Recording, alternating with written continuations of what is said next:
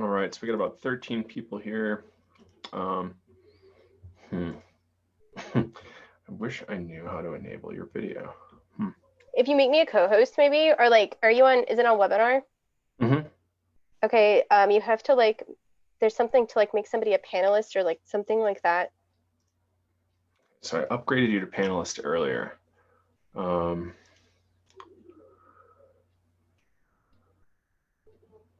It might be in the settings. There it is. You should be.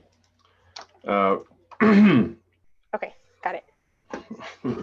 Outstanding. So Alex out there says the audio is a little quiet. It sounds okay to me. Does anybody else have any issues with the audio right now?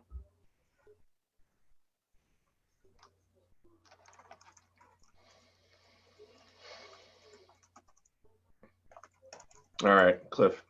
Alex, you might try to reclose or restart your machine or something. Sorry about that. It sounds like we're in good shape. All right, great. So where's everybody calling in from? If you want to put that in the chat, that would be great. And just so you know, there will be a Q&A period near the end. So if you want to use the Q&A function, Chicago, Philly, rad. Oh, yeah, Cliff, awesome to see you here.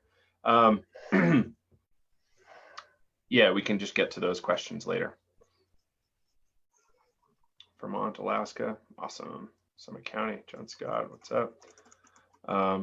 Cool. Michigan, Palm Desert. I really got to get to Palm Springs area. It would be really fun to see Joshua Tree and all that. Saw my first Joshua Tree last year. It's really neat. All right, so I guess we can start digging in, Erica. Totally. So Erica Darragh, how do you say your last name? Darragh. Darragh. Yeah. Yeah, I think we met maybe at a bicycle day event a few years ago. Is that possible in Denver? Or have I not met you in person? No, we totally met. We met at Horizons, I believe, in 2017. Oh, right on. That'll do it. Yeah. Yeah, that was a really good year, actually. I had a fun time. Yeah, I had a lot of level ups that year. It was really great. I mean, psychedelic science happened that year, so you know, it was pretty good. That was a really good year just overall, yeah, for sure. Cool. So today we are here to talk about climate change, the drug war, and a lot of interesting intersections and a positive path forward. But before we dig into that, let's give a little bit of background into you know, who you are, what you're up to. Chair of the board of SSDP, which is extraordinary. And what else are you up to? Sure, yeah. So I'm the Georgia chapter director for Dance Safe. I'm a trainer, hub coordinator, distributed organizer with Sunrise Movement. I teach Sunrise. I mean, I facilitate Sunrise like school calls and stuff like that. I am an organizer with 11th Principle Consent, and we do consent education in the burn world mostly, but very much like pulling that into more mainstream culture. And I work with Peachtree Normal as like an outreach director, and like those are the most active hats. There are other ones as well, but they're pretty seasonal. Yeah. So, I mean, and also, I guess like the one other element of my work is I am also work in digital rights advocacy. So I recently was working on a campaign to ban facial recognition on campus with Fight for the Future. And that was like really, really epic. Like that was the conversation that was not even happening before we like made it a headline, and like a lot of positive change has come from that. And I think like the coolest part of that campaign was that like the first time a lot of people ever thought about facial recognition on campus, it was us. And like this framing of like, this is a racial justice issue and you should totally not do this because facial recognition as an algorithm, as a technology is like not great, and we definitely should not mainstream it like this. So that was really cool. And like that, my roots are in digital organizing, so it was like really exciting to like be active in that work. Yeah, and those are like my main worlds. I guess I'm also like a Zendo volunteer and a MAPS volunteer, and do things in the psychedelic space as well. Yeah, outstanding. So let's dig into, or let's kind of give an overview. So we're going to talk about how climate change, climate justice could end the drug war. That's your short title. Yeah, totally. So I think the broader way to think about it is like how like there's this critical intersection with drug policy reform and climate justice, where there is like are structural forces that have created these like racial castes, not just in the United States, but around the world. And they're like manifestations of this like extractive, exploitative political ideology that like must change if we're going to like sustain life on this planet, right? Like this isn't working, and there's like a really deep ideological shift that needs to happen. And the like that is something that's, it's not just about like social change or political change or economic change. This is like culture change that needs to happen, and like we have to reorganize our priorities as a culture and as a society if we're going to be able to like sustain our existence for all of us, right? Like not like the 1% of the 1%. Like I'm not talking about those people. I mean like everybody else, you know. Yeah, it's really interesting. I think right around Thanksgiving we had a really interesting talk, and it was the first time I realized how kind of amazing your work was when you started bridging this thing with consent and within all of these other issues, and it just kind of blew my mind. It's like, is consent really this amazing bridge? And it appears to be. Yeah, absolutely. Yeah, so maybe we're at the 50th anniversary of the Controlled Substances Act and Earth Day. Yeah. Just fascinating. Right? Like duality. You know, you have like the will of the people and this like, you know, Earth Day as like the culmination of this like really powerful social and cultural awakening of like interconnectedness that was really like catalyzed by the images of Earth from the moon, where it's like, you know, despite all our differences and all our problems and all of our conflicts, like this is us, and we really like we have to protect this and guard this, because this is like life or death, not just for us but for like everything, you know. And like I think there's another interesting layer to that, where, you know, the planet can survive without being able to sustain human life to the degree that it is right now. So like this idea of all or nothing, right? Like the planet can still be habitable, like and it's interesting, right? Because there's this like one of the books that like really pulled all of this together for me was Emergent Strategy by Adrienne Marie Brown, and she talks about this like theory of social movements and social change as reflective of our more modern understanding the ecological evolution, where, you know, in the like Cartesian like Western way of understanding the world, we have this like mythology of survival of the fittest, which is actually like in the short term that's what visibly seems to be happening, but it's not really like competition that is sustainable. It's the ecosystems that learn to evolve and work together to like make it through really challenging environmental shifts or like other traumatizing things, you know, like those systems that work together and sustain and take care of each other, those are the ones that actually make it in the long term. And so this like really, and like I think there's like a really powerful parallel to be like drawn there between like these really competitive and like extractive economic models versus these that are based on like building empires and like this ego, really really tight like huge ego, right? Versus this community building like reinvestment and like cyclical economic model. And it's really, so one of the people that speaks to this really deeply is Bennett Zellner, who's I'm not familiar enough with it to explain it, but there's he has had some really great talks about this idea of like community pollination of ideas, and like how we can create new economic models that are not like completely unsustainable. Right, absolutely. Bennett was a hit at Horizons this past year, and I'm working to get him on the show. We've had COVID has delayed our interview about 4 times so far, which is interesting. So soon enough, and he's going to be fascinating. Yes. Yeah. So it's a really interesting thing, these economic models. And you know, we've just been, as you discussed with me just the other day, somewhat brainwashed into thinking things are only able to go one way, when there's a near infinitude really of ways we can model this stuff for the future. Yeah, well, maybe how do you want to start this and move forward here? I don't want to just steamroll you in a certain direction. Yeah, sure. So I have things kind of broken up into like a couple different sections. So kind of like starting with the 50th anniversary of Earth Day and the Controlled Substances Act and like what that really like reflects in our culture and our society. And then how that is manifested in the ecological crisis and like how, and then like that part of it, and then kind of circling back to the role psychedelics have played in this historically and currently and in the future were kind of the three sections that I had things broken down into. Great. Yeah, so let's dig in wherever you want to start. Sure, yeah. Okay. So I have like just as a human always been like fascinated with overlapping timelines, and I thought that it was like really wild that like not only is it like the 50th anniversary of Earth Day and the Controlled Substances Act, but it's also like 100 years of women's suffrage and 100 years since like alcohol prohibition was repealed, and like our alcohol prohibition was ratified, and then like it's also like make or break, like things are never going to be the same after this election one way or the other, so like there's a lot of this like this like sense of paradigm shift is like really really embedded in, like it's really palpable, right? And it's interesting because there's actually a Psychedelics Today episode with somebody who was talking about archetypal astrology, who's like, yeah, this is a thing that's like happening on an energetic level. So it's really interesting to see how many layers of this are overlapping.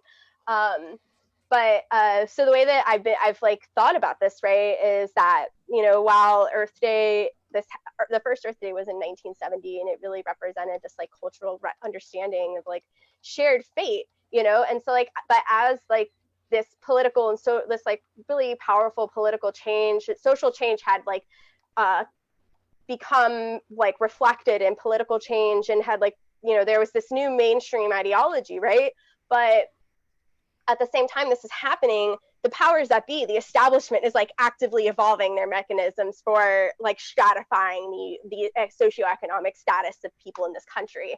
And so like in 1970 we have Earth Day, but we also have the passing of the Controlled Substances Act, which was a legislative foundation for the war on drugs. And like the Controlled Substances Act, for those of you who don't know, or probably very few people that are on this call would not know that, but not understand it. But so there's like different classes of drugs, right? So Schedule 1, 2, and 3, and so on.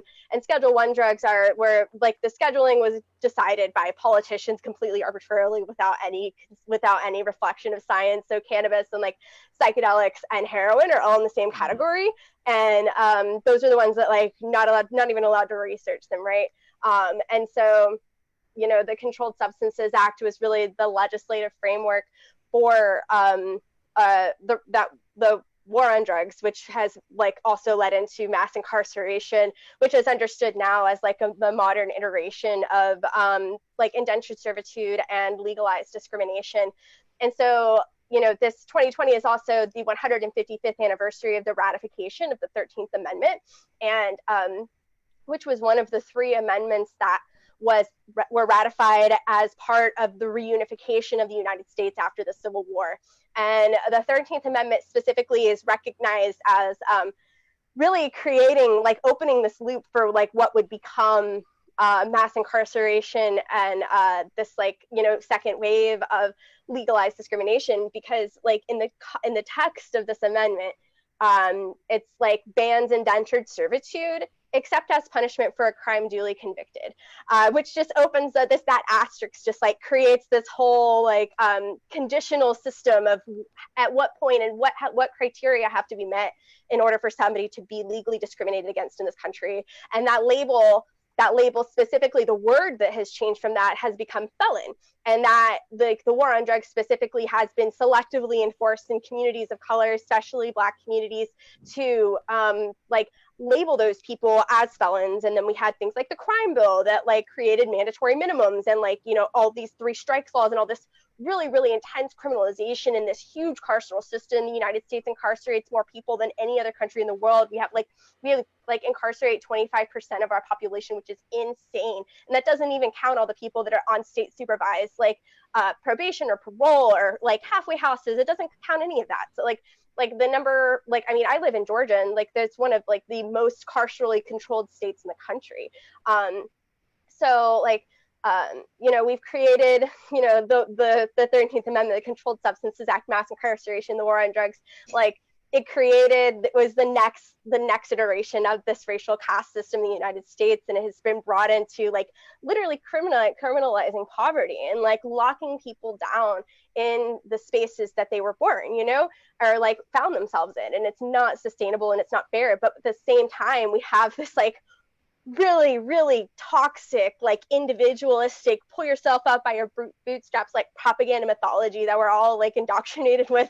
And like so much of the work of waking up out of that is like deconstructing it very intentionally and like learning different models of understanding. And so that's kind of like, you know, so like that's kind of where we're at, right? Where we've like this really stark duality, and you know, we can call it whatever we want, but it's not like it's a secret. These people did not hide their intentions with the war on drugs at all. Like they literally say that it was created to criminalize people of color and the anti-war movement. That's what it was for, and it worked, you know. So yeah, that's kind of how I see those two things, like how those two things kind of come together, and then excellent. Moment. And is there any kind of bridge with the coronavirus here? Oh yeah, totally. So what, like one of the things that, so I've heard saw this like wonderful, not terrible meme, right? Where coronavirus has been like a black light in like a dirty hotel room, and the hotel room is the United States. And it's like, it's not like anything wasn't there before. It's just so stark, and the contrast is so high, and it's like the layers have separated. And so there's so communities of color, especially Black communities, have like predominantly Black communities have like a fatality rate of 6 times higher than communities that are predominantly white. And this is like a reflection of the structural racism and inequality that is in the that like is so palpable all the time. But like this is something that is like, we can quantify it in data, and it's happening so fast, right? Like people of color are dying at a much faster rate.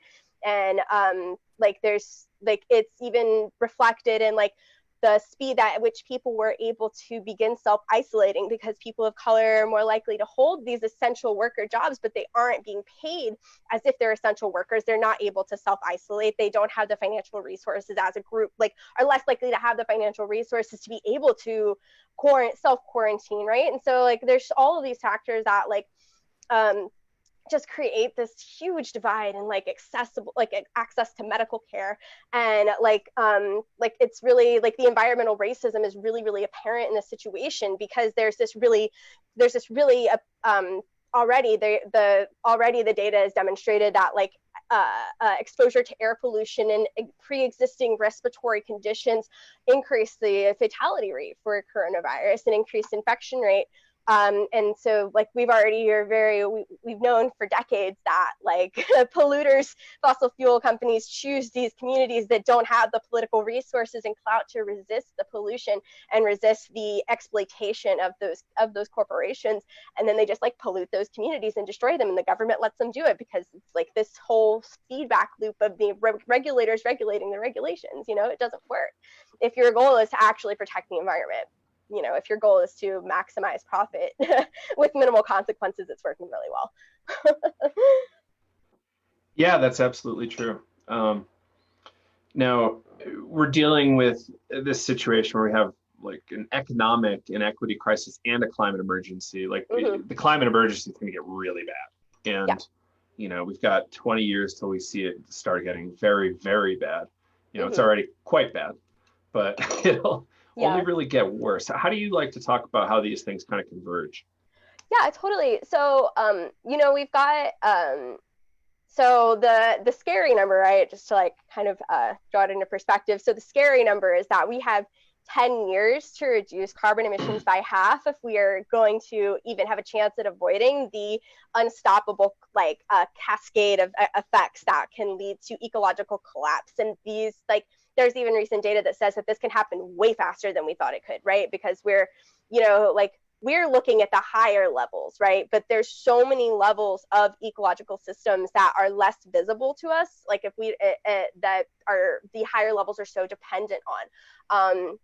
And so like, you know, we like within Sunrise and within the climate justice movement, like when we don't talk about the climate emergency is not an isolated incident, right?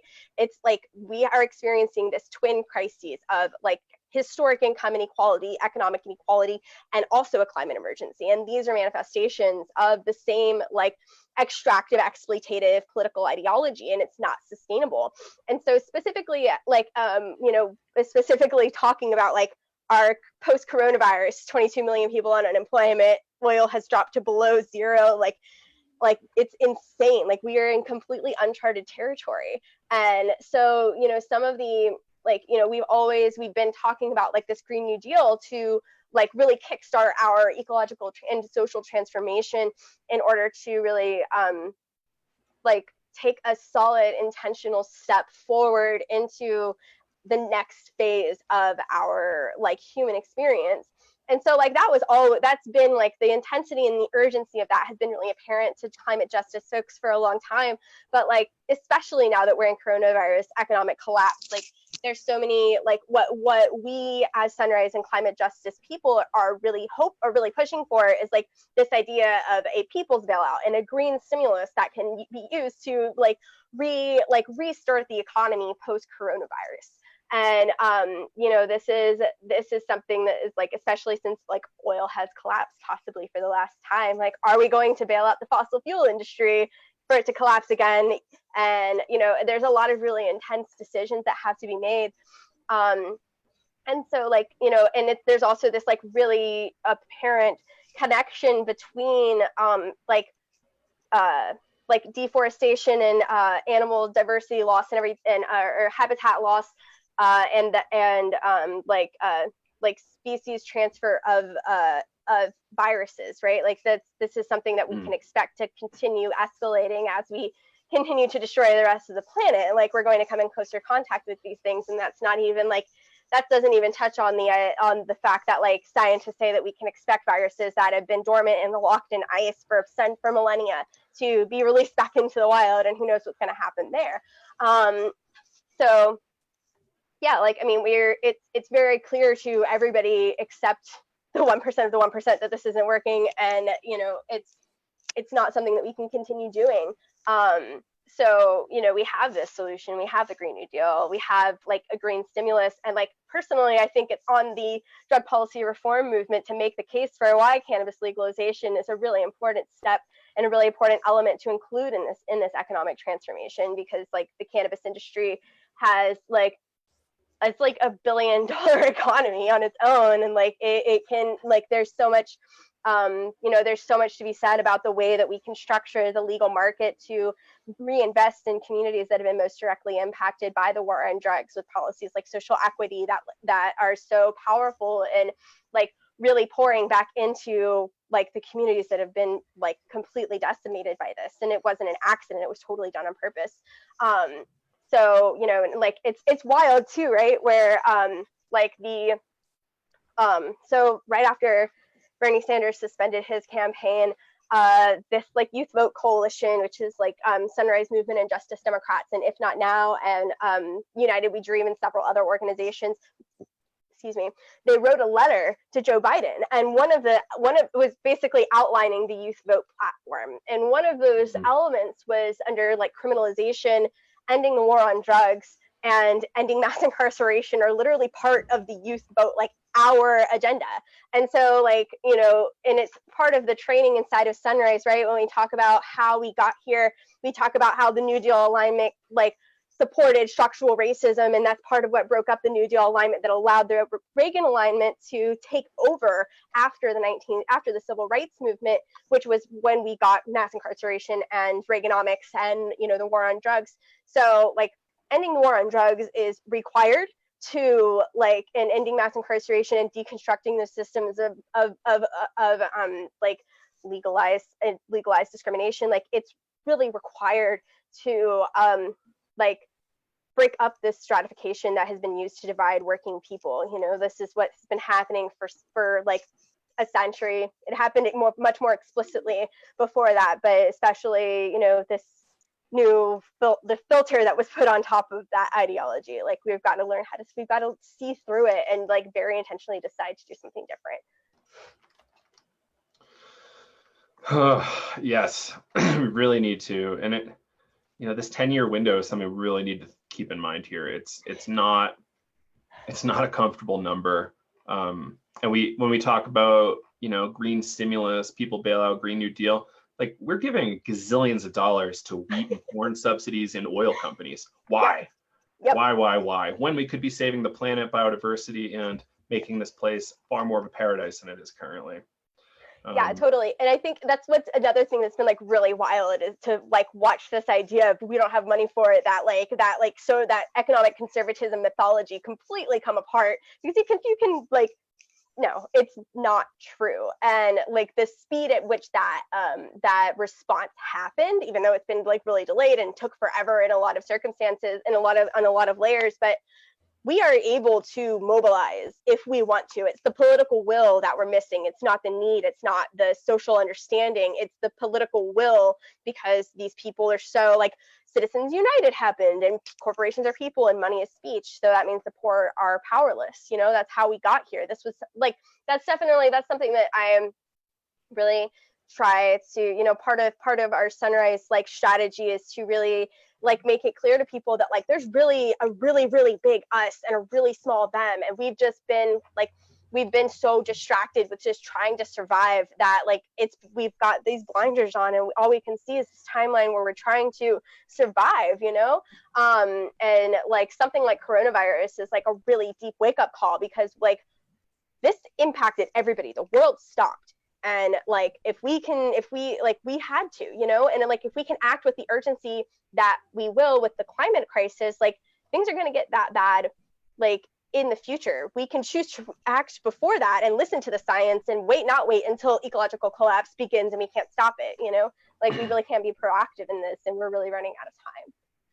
Article I read today, small town, 4,700 people in coastal Louisiana. It will cost $1.4 billion to protect it from coastal flooding. That is, essentially imminent at this point. So yep. If we do this, and that's one small town. So if we can do this now, it's a lot cheaper. Like sustainability is often about preparation. So, it's really important. Yeah. So let's do it now. Let's do it right totally. now. And I mean, like something that's really important to keep in mind is like, I think when people have this like caricaturized version in their mind of what the climate movement is, and it's based on like polar bears and ice caps and Al Gore and like, all of this ridiculous nonsense. And that's not really what it's about, like personal decisions, like using like recycling and not using single-use plastics and like eating less meat, like that's totally, those things are helpful. But the reality is that there are 100 people that produce 71% of the carbon emissions on this planet. And the only reason they're allowed to do it is because they own the governments that are supposed to regulate them. And that is something that is completely unacceptable. And like, we have the power to change that, we just like, we're like part of what we're doing with Sunrise is like building the social power to demand a political alignment that acts with the urgency and the like policies on the scale of the crises we face. And so that's like really like what we're focused on, right? It's like, it's not that we don't have the technology, we don't have the money. It's like, we don't have the political backbone. And like, there's so much precedence for really profound social change. And I think that, something like coronavirus that impacts everybody, and the only thing that really protects you from it is privilege and money. Like, obviously that's something that is not sustainable, and it's something that we really have to address. Yeah, and the sooner the better. So anything more about anti-oppression or climate justice? Yeah, totally. So I think one of the things I wanted to touch on is like, so I've been doing movement work for like 10 years, like my like entire world is wrapped around this work. And so one of the things that so deeply impresses me with Sunrise Movement and climate justice movement in general is their like front loading of this culture of anti-oppression and anti-racism. And like, we're not like literally part of the Sunrise training is like talking about the fact that like the environmental movement has historically been like not inclusive, and in some cases actively racist, and like we have an obligation, and it's on us to rebuild those relationships with directly impacted communities and bring them in and center their stories and their needs, rather than trying to impose our beliefs on those people. And so, you know, that's really, you know, like the people that are most directly impacted by like the, what is it, this, the people, the bottom 10% of the population on the planet, right? They have done the least to contribute to climate change, but they will be the first and most directly impacted. And, you know, we have this whole thing we have to consider at this point, which is like climate migration and climate refugees. Like this is a thing that is already happening and is already contributing to a lot of political uproar around the world, you know, and like we're, you know, we have an obligation as the countries that have contributed the most to these problems to create space for that, create resources for that, and like be actively helping those communities to relocate or to, you know, like what they're doing in Louisiana, and like making it so that they don't flood. Like, you know, we can totally do this. You know, we just have to shift our resources and our priorities. Yeah, I think it was about 15 years ago, I ran into a PBS series about the future climate wars and how ugly it could get domestically. The DoD kind of war gamed a lot of this stuff. And, you know, what we were seeing, I don't know, the very political caravans coming from Central America to the Mexican US border, like that is only a small sample of what these migrations will look like. And then what happens when violence breaks out in those areas, and what would happen as a result of that internally. We have plenty of, you know, cartels and people that can do a lot of violence here as a response to, you know, US federal government violence against refugees. So, you know, as the country that produces the most of the carbon that's in the atmosphere, like we have a responsibility to deal with this. So absolutely. Cool. Do we want to move on to how psychedelics might be able to help here? Yes, of course. Yeah. Okay.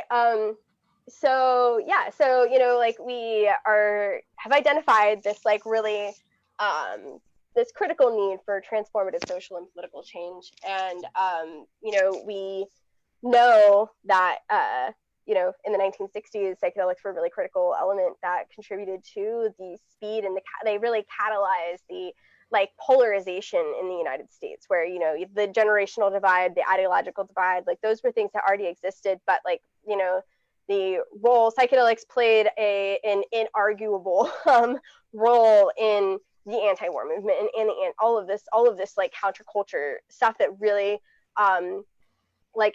planted the seeds for a lot of the environmental movement, and the remembering of spiritual dimensions that had been like really lost in Western society. And, you know, that's in our modern experience, in our modern experience, like LSD was a really critical part of the 1960s, and we know this. But then even currently, right? Like if you talk to one of the co-founders of Extinction Rebellion, like she always talks about how her experiences with psychedelics really are what lit this sense of urgency inside of her, that this is something that we need to do right now. And so, you know, like we've had like this like really deep like Gaia awakening, not just with it's part of the Extinction Rebellion story, it's part of the Cosmic Sister story, it's part of so many personal people and organizations' personal motivations to really dig into this work, and listen to the plants and listen to the planet. And so, you know, we've got that happening, but like parallel to that, we also have like the psychedelic medicalization and the cannabis mainstreaming that's been happening for the past like 10 years, 20 years. And, you know, what that's really accomplished in our culture is to really begin to break down the like anti-drug propaganda that has been programmed and ingrained in us as a culture for like 50 years, more than that really, but especially in the past 50 years. And so like just you know, creating space for the idea that like maybe what the government told you wasn't actually true, you know. And it's just like there's this, you know, one of the things that I think about is like, you know, we have this false narrative, right, of like good drugs and bad drugs and illicit, and it's just not real. It's not. Drugs just are, and our relationship with them as individuals and as cultures, as societies, like that's what it's on us to repair those relationships and be able to have constructive and symbiotic relationships with them, like the stigmatization of drugs was really strategic. It was done on purpose to divide populations and to create a designated other to point the police state at, so you can divide people, and so, that's kind of where we are, like where I see us being, like on a modern, like right now kind of scale, but in the future, right? Like we can really like envision this world where psychedelics have been very like constructively, healthily, equitably mainstreamed and are accessible. And, people can really, we as individuals and as a like collective consciousness can really begin to heal and reconnect with that, like with the oneness, to like not just have economically chosen to stop destroying the planet and each other, but like really remember what it is to be part of something so much bigger, so that we like don't ever do this again, Which is a huge possibility. Yeah. And, yeah, absolutely. Where do we want to go next? And something about recovering from capitalism, perhaps. Yeah, those were. Yeah, I was very like, are we going to talk about directly say like we have to recover from capitalism? But it's real, like, I mean, even if the brainwashed form of it that we're currently living like and indoctrinated in. Exactly, like this mythology and this toxic exploitative like philosophy, like this is not something that we can continue doing, and that part of creating a just and equitable future involves reflecting on the role that capitalism has played in perpetuating so much harm. And so one of the things that I really like to ground all of this in, right, like, oh my God, we have to change the world, like, yeah, that's right. But also, like many people who have used psychedelics, like have had this sense of like the collective unconscious, right? And so, we have in transpersonal work and in so much psychedelic research, we have these like stories of people feeling like they're tapping into this collective unconscious and this oneness. And so there is this sense, right, of there being a critical mass where, we don't have to change every individual human's mind. We just have to change enough people's minds deeply enough that it becomes, it spreads in the collective unconscious. And it's interesting, right? Because this concept is actually reflected in like socio-political data. So there's this political scientist named Erica Chenoweth, and she did this incredible research as a graduate student and like analyzed like 150 social movement or nonviolent social movements from around the world for like the past 150 years. And what she found is that there is like 3.5% of a population is like the critical mass for that movement to become inevitable, essentially. And so like once that percentage of a population becomes engaged in sustained nonviolent resistance, that at that point, it's like when it catches fire and spreads to the rest of the community. Like we don't have to change every individual person's mind. It's about the strength and the activation, the depth of the activation and the motivation and the participation of the people who feel compelled to act on this, and so in the United States, that's 11 million people, which also still, that's a lot of people. But also, like, if you think about, like, one of the things we talk about in Sunrise a lot is the fact that in this year, 2020, voters aged 18 to 39 are 37% of the electorate. That is like the largest voting bloc in the country, right? We have officially outnumbered boomers as a voting population. And like at this point, it's very much about like outpacing them in participation and like making it like being committed to the political landscape reflecting the like shared collective vision of liberation that we are working towards. Enormous. Yeah. It's like, can Sunrise Movement beat was it AARP? It's a very tricky conversation, right? Because people tend to look out for their own interests, but what about the next number of generations? This whole idea of 7 generations is something that we don't necessarily have too close to our hearts. Yeah, totally. And I mean, like that's one of the ways that like toxic individualization has like really been negative in our culture, right? And it's because it's wild, right? Because there's this like toxic individualization, but there's also this like not actual autonomy, right? Because if you're like under economic coercion, or you're under political coercion, or like don't have the resources to actually be able to live a fulfilling version of what you want your life to be, like there's not really like legitimate autonomy in that. If we don't have cognitive liberty, we don't have any liberty, you know? And like, I mean, we've you know, like there's this really deep cognitive dissonance that I think people are like becoming aware of, you know.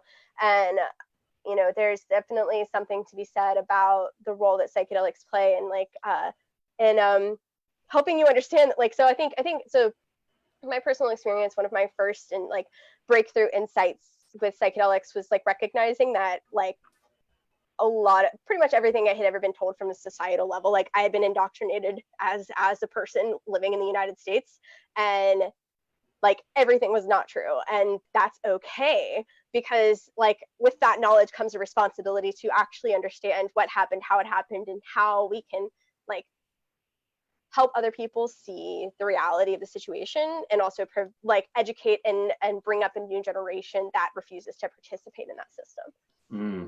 Mm-hmm. Yeah, that's excellent.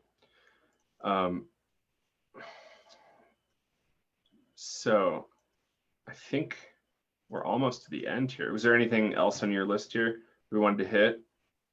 I think I hit all the big pieces. If you have any Cool. like places where you think I should like circle back and like pull things back together, like please feel free to. I think we did pretty good, but let's jump into some questions here. Yep. Yeah. All right. So Cliff Hudson, Cliff's great. He's out of Philly, past student of ours. He asks, if the environmental movement is racially insensitive, and if the psychedelic renaissance has exclusionary tendencies that mirror our society at large, how are they going to positively impact all of the problems we face? Totally, yeah. So complicated, but let's see what we got. Yeah, it really is complicated. And so I think that there's a distinction to be made between the environmental movement of the like pre-2000s. So like Waxman-Markey and before that, carbon tax and before that, right? Like there was that like the climate justice movement, the youth-led climate justice movement that really dug in after Trump was elected. That movement front loads with anti-oppression, anti-racism, and like explicit acknowledgement of structural oppression, not just in the United States, but around the world. And so like, you know, the mission and values of the modern climate justice movement, the youth-led climate justice movement, like before it was an environmental movement, right? And like, you know, like it was much more focused on like animals and things like that, which is a wonderful thing, but it's not as relatable, and it doesn't connect to the actual struggles of the people who have been marginalized historically and suffer the first and most severe consequences of climate change. And so like you're right? Like there is this historic inequality within the environmental movement, but this iteration of the environmental climate justice movement like was created with the intention of not doing that again, you know. And you know, there is the same element, there is this like exceptionalism element of the psychedelic renaissance and this accessibility issue, and you know, like our responsibility as a movement is to ensure that we are building a culture that is equitable and just, and focused not just on medicalization and what that looks like to be mainstreamed in a Western context, but also legitimizing and respecting the indigenous practices and the community practices that are far more like have been part of cultures much longer than like the Western relationship with psychedelics, at least in the modern era. Yeah, we wrote an article years ago called Contexts of Use, or no, it was a podcast, and it broke down like 7, or maybe even more use cases that are just definitely not inside scope of medical use. So, you know, there's a lot, in my opinion, of valid use cases, you know, religious, celebratory, as Rick has coined, and more. It's really, you know, amazing. And Cliff has a follow-up. You might be able to answer this. How many African Americans are involved in a substantive way at Sunrise Movement? So Sunrise doesn't keep like a roster of members really, like, so we're very decentralized and hubs are very autonomous. So, and most people are very young. So like we don't have really intense individual record keeping, and I'm just a volunteer, right? Like, I don't have access to that kind of data, but I do know that we specifically have like people of like trainings that are specifically for people of color. Our Green New Deal crash course in Sunrise School has a like BIPOC, Black, Indigenous, and people of color, like specific cohort that folks can go through so that they don't feel, or they don't have, there's less of a risk of marginalization or tokenization in those spaces. Even though it's something that we actively avoid, there are these like internalized microaggressions that show up in the way we interact with each other. And in order to kind of create a safer space, we've created BIPOC specific trainings, and it's the same content, but specifically cohorts for those folks. And we do like we have anti-racism trainings and things like that. So I don't have an actual number, but I do know that we like specifically part of training for hubs is like just recruiting and or equitable recruiting and like anti-racism and anti-oppression training. Excellent. So this one's going to be a little complicated. I don't think I can answer this one, but maybe you can, and it's okay if we need to pass. So Alex asks, do you see Web 3.0, crypto, and the decentralization movement as a potential tool or helpful functionality to make this people's bailout possible? So people's bailout, I don't know that we're quite there yet. However, so like I mentioned, like one of my other like really deep focuses is digital rights. And so one of the things that we really have to be real about is that we are like, there is a level of our existence that is completely unregulated and is being used to manipulate people, right? So like there's this Shoshana Zuboff wrote a book called The Age of Surveillance Capitalism. And it's about how like there's been this, there was like Naomi Klein's disaster capitalism, and we're in this whole other level of like data specific, right? So like Amazon and Facebook and Google, and like they have so much data about people that they can literally like predict the way that people are going to behave. And so like one of the things it's really important to like recognize now is like the role that social engineering played, not just in the United States with the election of Trump, but also in Brexit with the Brexit vote. There's a documentary called The Great Hack about Cambridge Analytica, and there's like, I will always talk about Cambridge Analytica, but this is like data rights are fundamental to being able to have some form of liberty and autonomy in a digital world. And that's something that we really, like, I really hope to participate in and be part of that movement in the future.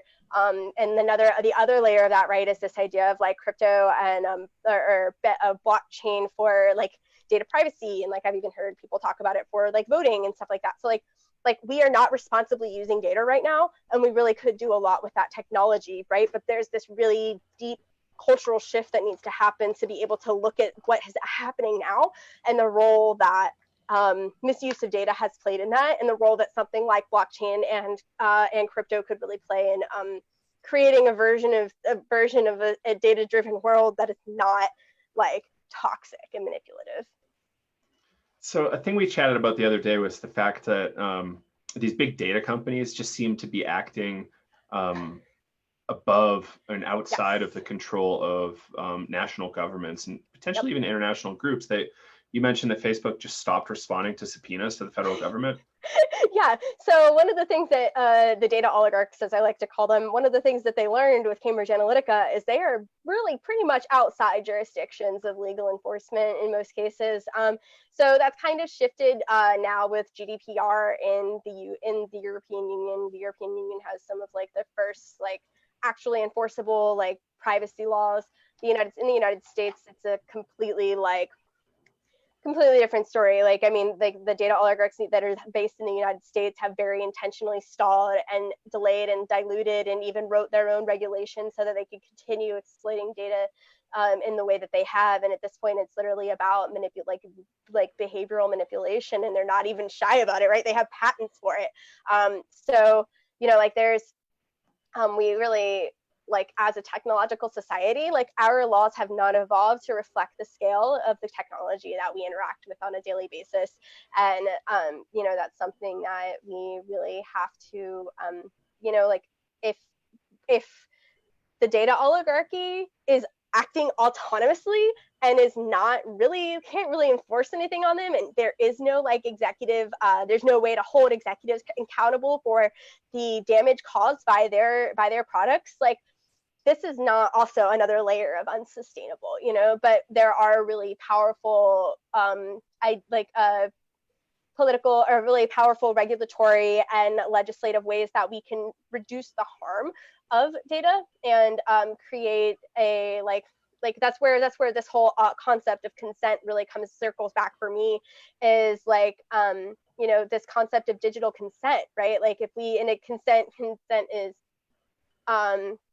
like consent is like negotiable and revocable, and it's made between folks that have equal power or with power dynamics considered, and that is not something that is actually like enforceable and reflected in our relationship with technology right now. And so, for example, like Brittany Kaiser is one of the Cambridge Analytica whistleblowers, and her vision for, okay, what do we do, is legislation that makes data personal property. So not only you have more control over what happens with your data, but corporations have a legal obligation to turn your data over to you or delete it if you want them to. And the use of like blockchain for data transparency and control is also something that has been suggested within that. And even I think Andrew Yang, right, was like my hero for talking about data rights and data as personal property, and like you should be getting kickbacks for the way that corporations can use your data to market not just to you but to others as well. And so there's like an entire layer of the economy that we have no access to right now, and it is so far like. So one of the concepts I've learned about, and there's two Cambridge Analytica whistleblowers, right? There's Brittany Kaiser, and then there's Chris Wiley. And Chris Wiley's book, Mindfuck, was the first time I heard this concept of digital colonialism and digital sovereignty. And so, like, if we have an entire layer of our existence that is unregulated, essentially, and is being mined by corporations without our actual consent, because we don't actually know what they're doing with that information. They don't even actually know, right? They're feeding it through algorithms and getting stuff out the end, but they don't actually always know what's actually happening, you know.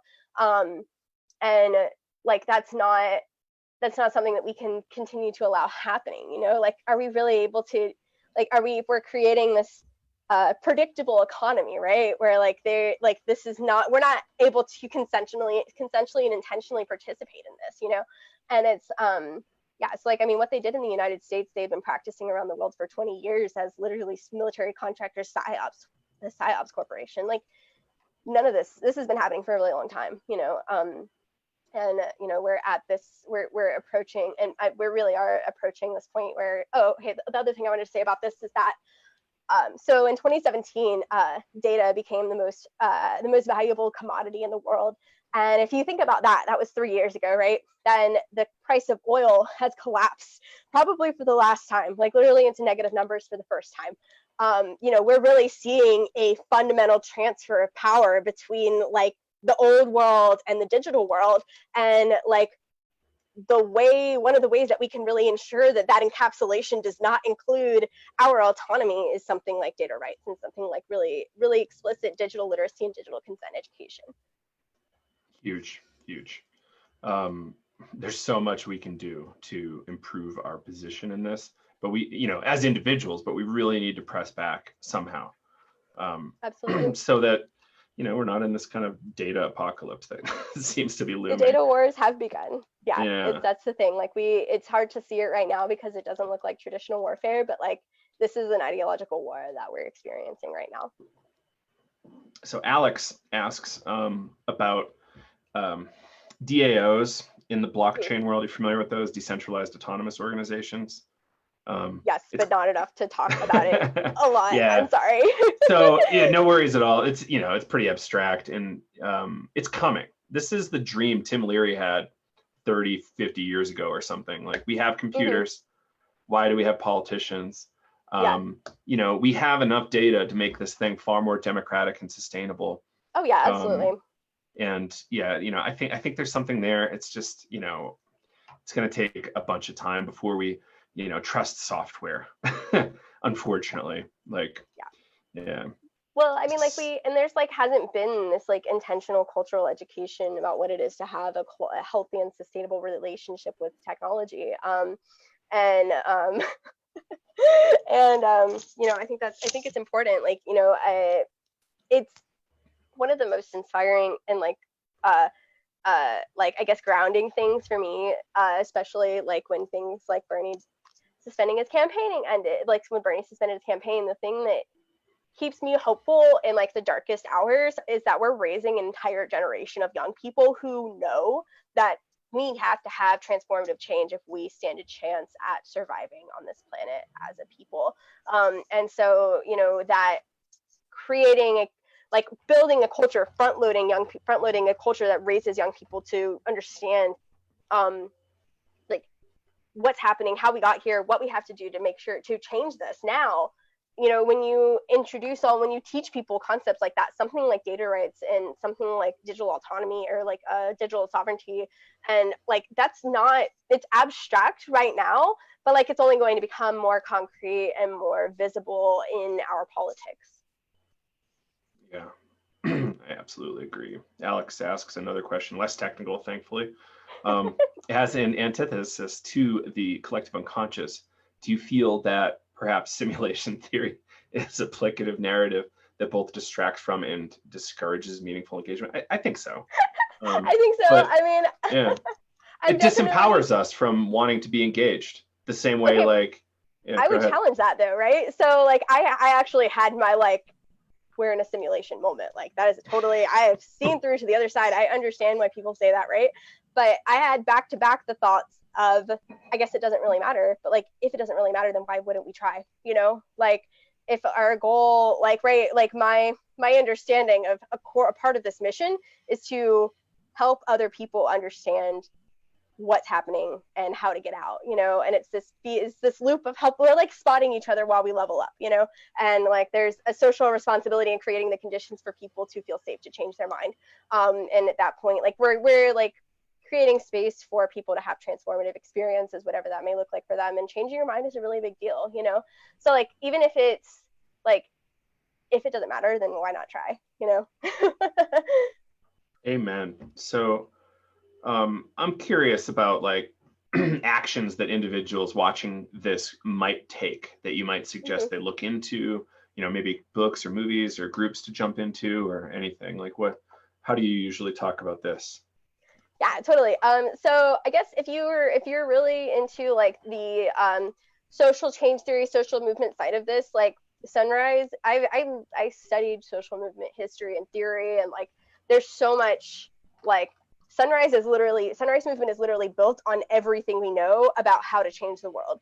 And like I encourage everyone who feels drawn to organizing, who feels drawn to like, let's change the world about it, you know, like Sunrise is a very safe place, and it's a very like intentional community of people who are in it for the long game, you know. So specific actions could be like, we have this program called Sunrise Schools, and there's lots of different courses, like a Green New Deal and coronavirus crash course and a movement building course, and then like skills building and organizing and during times of Corona, like there's several different courses. And then as for books, so this book, it's called This is an Uprising. This is like literally everything we know about social movement theory and history. All of the major lessons that we have are like put together in this book, right? So like before it's this well written and enjoyable too. I just finished it a few months ago. It really is. And so like, you know, before this book, right, like there was, all of it was like scattered in different places, but it's really consolidated and accessible, and it has a lot of examples of modern social movements that are people may have participated in or have like were actively like able to watch them unfold. And it's a really, really great book. And Brittany Kaiser's book targeted Chris Wiley's book Mindfuck, and Shoshana Zuboff's book The Age of Surveillance Capitalism. Like I think it's really important right now to like zoom out and like think about what the next level of the cage looks like and how we're going to prevent it from encapsulating us as a population, you know. And also the documentary 13th on Netflix is about the new Jim Crow and how the war on drugs and mass incarceration was used to create a like if we like perpetuate the racial caste system in the United States. Mm. Yeah. Amen. All right. It looks like, we might have a new question.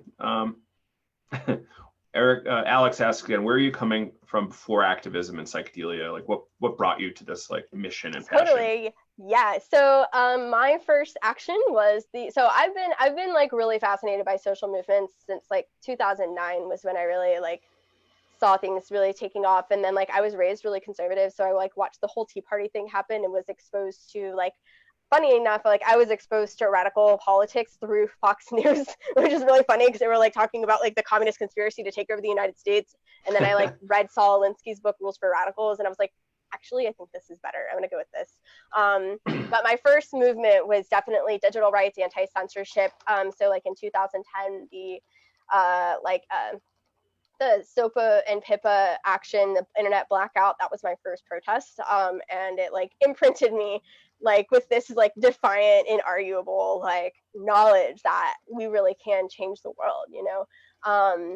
So like that digital rights is what I really was in before college. And then I became involved with, did a lot of psychedelics about it, and like became involved with SSDP because a chapter was founded on my campus. So they had a MAPS logo on their poster board. And I was like, made a beeline over there. And I was like, what do you know about MAPS? And, you know, here we are 6 years later. So somehow managed to circle back to digital rights through Base Nectar, which is really cool. So yeah, I mean, it's a really, you know, this vision of liberation has to be mindful of the fact that the people who built this current cage that we're in, like, they're already planning for the next one too, you know? So, you know, like we just have to keep an eye up and out, even though there's a lot going on down here too. Right. I'd like to advise people, just get really smart about everything that's happening in your life and the things that powerful organizations might be able to manipulate in a way that you might not want, you know. You worked, you know, 60 years to get a bank account so you can retire or whatever. And then all of a sudden they start printing many billions of dollars and makes your retirement worth like next to nothing. So like, how do we engage with our overseers? Yeah, totally. Yeah.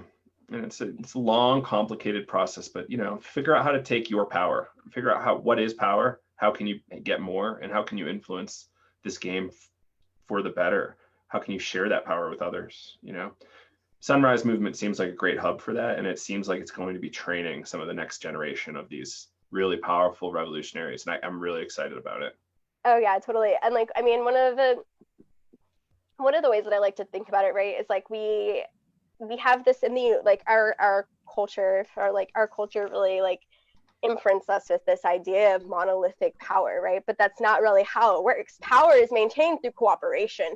And even if it's, you know, we're investing by training young people now, we're investing in the long game for the justice movement, because we're gonna take over, like just as a population, like it's gonna happen, you know? And so like having as many of us on the same page as possible, so that we, even if we are in indirect contact, we know what we're working towards. That's, you know, like that's one of the things that This Is an Uprising talks about a lot, is like this really intricate, deep relationship between political change and cultural change, right? And these transformative political moments occur when transformative cultural change has happened, and there's this critical mass of political power that just results in this, like the system, like the establishment being forced to reflect the political will, the social power, and the social will. That's huge. Great.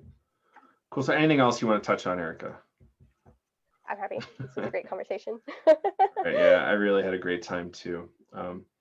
So thank you all for tuning in. And what's the website for Sunrise Movement? Sunrisemovement.org. So yeah, sunrisemovement.org. And then I would always have to plug also SSDP is Students for Sensible Drug Policy. Like we're a 22-year-old network of young people working to end the war on drugs and deconstruct mass incarceration and mass criminalization. So, you know, these are two sides of, you know, these are two sides of the same thing, you know, and like we really can. So when I went to South Summit, Sunrise Movement South Summit, what was like so clear to me is that, like, you know, revolutions are completed when intersecting movements align towards a shared goal. And that's where we are right now. So, seeing, aligning towards a goal, aligning on a shared mission, rather than like being really like stuck on these single policies or something like that. Like we are part of a larger justice movement, and we can align and build power with those folks, and with this mission, like we can really change everything. Amen. All right, Erica, thank you very much for joining us, and yeah, hope to have you on the podcast at some point. Yeah, totally. Thank you so much. Happy Earth Week, y'all.